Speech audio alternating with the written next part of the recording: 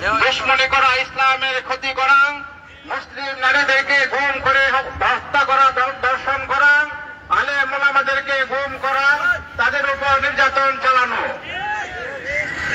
এই জঙ্গি ইসলাম সংগঠন এই মুসলিম দেশে বাস করতে পারবে না।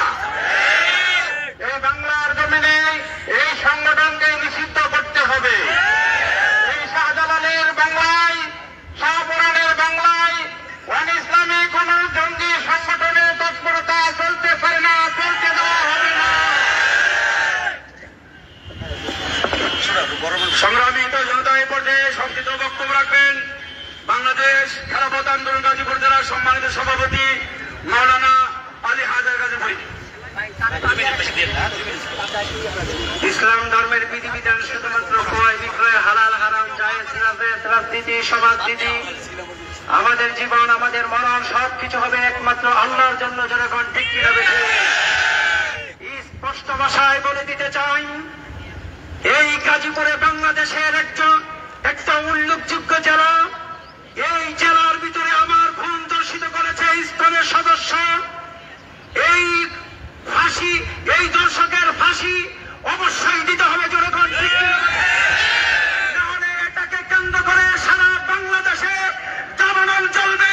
যেভাবে ফাঁসিদেরকে আমরা বাংলাদেশ থেকে বিতাড়িত করেছি, এই নাস্তিক, এই কাফের সংগঠন ইসকনকে বাংলাদেশ থেকে তাদেরকে উদ্ধার করেই ছাড়বো জনগণ। সংগ্রামিত জনতা এই পর্যায়ে গুরুত্বপূর্ণ বক্তব্য রাখবেন বাংলাদেশ খেলাফত মজলিস গাজীপুর জেলার সাবেক সভাপতি, সিনা মসজিদের সম্মানিত খতিব, বিশিষ্ট আলেম দ্বীন মাওলানা ফরহাদ হুসাইন। আসসালামু আলাইকুম ওয়া রাহমাতুল্লাহি ওয়া বারাকাতুহু। ক্বালা নবী সাল্লাল্লাহু আলাইহি ওয়াসাল্লাম, আল জিহাদু মাদিন ইলা ইয়াউমিল কিয়ামা।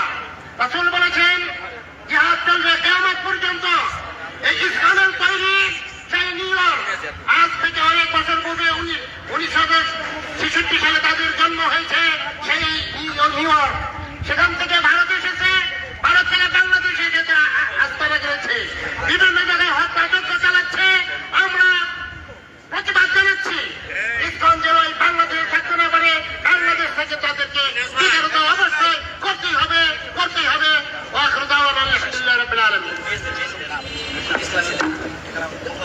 সংগ্রামে তৌহিদি জনতা এই পর্যায়ে গুরুত্বপূর্ণ বক্তব্য রাখবেন ইসলামী ঐক্যজোট গাজীপুর মহানগর সাধারণ সম্পাদক হযরতুল আল্লাহ মাওলানা মুখলেসুর রহমান। নাহমাদুহু ওয়া নুসাল্লি আলা রাসূলিল কারীম, আম্মা বা'দ, ক্বালা আল্লাহু তাআলা ওয়াকাতিলুহুম হাত্তা লা তাকুনা ফিতনা। সংগ্রামী জনতা, আমরা ইতিমধ্যে লক্ষ্য করেছি 24 আগস্টের পরে এই দেশের সন্ত্রাসী অনেক সংগঠনকে বর্তমানে সরকার নিষিদ্ধ করেছে। যারা এই অরাজকতা করে, সন্ত্রাসী করে, তাদেরকে যেরকম নিষিদ্ধ ঘোষণা